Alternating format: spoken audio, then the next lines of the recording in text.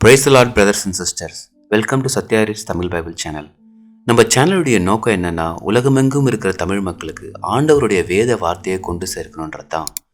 இந்த சேனல் நீங்கள் மறக்காமல் சப்ஸ்கிரைப் பண்ணி இதில் இருக்கிற வீடியோஸை ஷேர் பண்ணிங்கன்னா அதை மற்றவங்க எல்லாரும் பார்த்து ஆண்டவருடைய வார்த்தையை அறிந்து ஆசீர்வதிக்கப்படுவாங்க.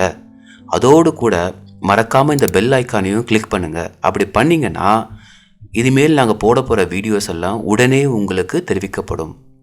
ஆமேன். வாங்க இன்னைக்கு அதிகாரத்துக்குள்ள போவோம். ஆதியாகமம் 22 அதிகாரம்.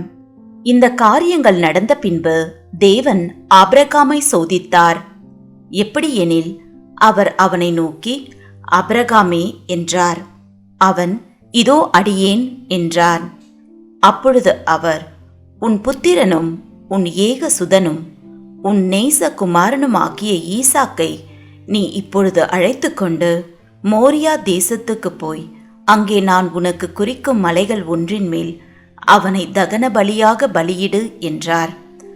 ஆபிரகாம் அதிகாலையில் எழுந்து தன் கழுதையின் மேல் சேணம் கட்டி தன் வேலைக்காரரில் 2 பேரையும் தன் குமாரன் ஈசாக்கையும் கூட்டிக் கொண்டு தகன பலிக்கு கட்டைகளையும் பிளந்து கொண்டு தேவன் தனக்கு குறித்த இடத்திற்கு புறப்பட்டு போனான். 3ஆம் நாளில் ஆபிரகாம் தன் கண்களை ஏறெடுத்து பார்த்து தூரத்திலே அந்த இடத்தை கண்டான். அப்பொழுது ஆபிரகாம் தன் வேலைக்காரரை நோக்கி, நீங்கள் கழுதையை நிறுத்தி இங்கே காத்திருங்கள், நானும் பிள்ளை ஆண்டானும் அவ்விடம் மட்டும் போய் தொழுது கொண்டு உங்களிடத்துக்கு திரும்பி வருவோம் என்றான். ஆபிரகாம் தகன பலிக்கு கட்டைகளை எடுத்து தன் குமாரனாகிய ஈசாக்கின் மேல் வைத்து தன் கையிலே நெருப்பையும் கத்தியையும் எடுத்து கொண்டான். இருவரும் கூடிப்போனார்கள். அப்பொழுது ஈசாக்கு தன் தகப்பனாகிய ஆபிரகாமை நோக்கி, என் தகப்பனே என்றான்.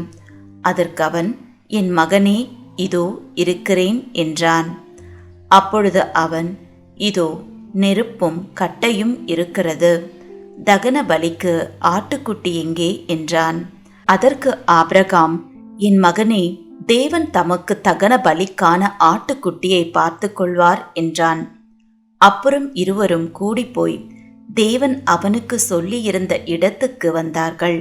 அங்கே ஆபிரகாம் ஒரு பலிபீடத்தை உண்டாக்கி கட்டைகளை அடுக்கி தன் குமாரனாகி ஈசாக்கை கட்டி அந்த பலிபீடத்தில் அடுக்கிய கட்டைகளின் மேல் அவனை கிடத்தினான்.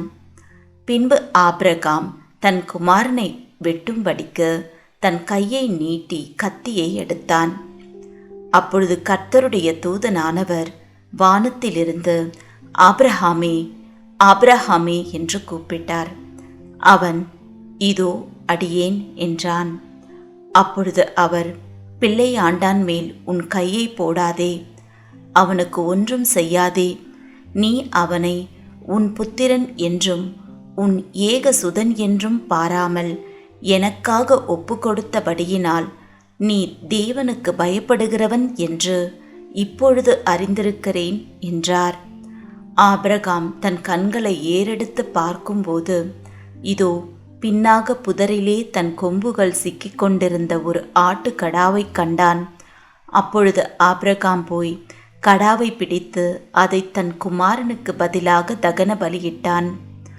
ஆபிரகாம் அந்த இடத்துக்கு யெகோவா ஈரே என்று பெயரிட்டான். அதனாலே கர்த்தருடைய பர்வதத்திலே பார்த்து கொள்ளப்படும் என்று இந்நாள் வரைக்கும் சொல்லப்பட்டு வருகிறது.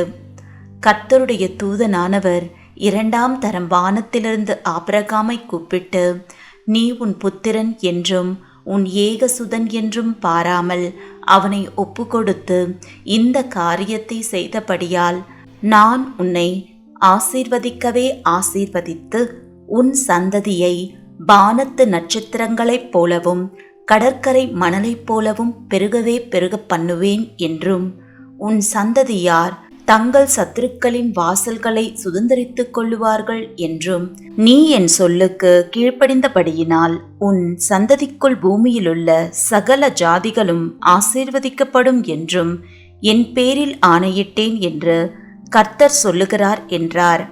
ஆபிரகாம் தன் வேலைக்காரரிடத்துக்கு திரும்பி வந்தான்.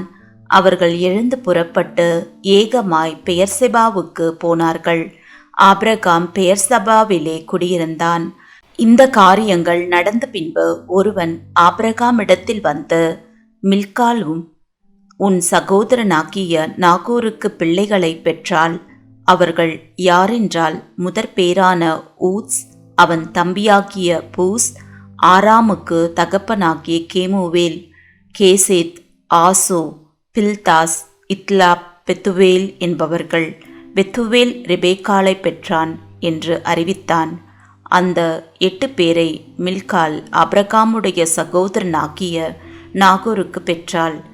ரேயுமால் என்று பெயர் கொண்ட அவனுடைய மறுமனையாட்டியில் தேபா, ககாம், தாகாஸ், மாகா என்பவர்களை பெற்றாள்.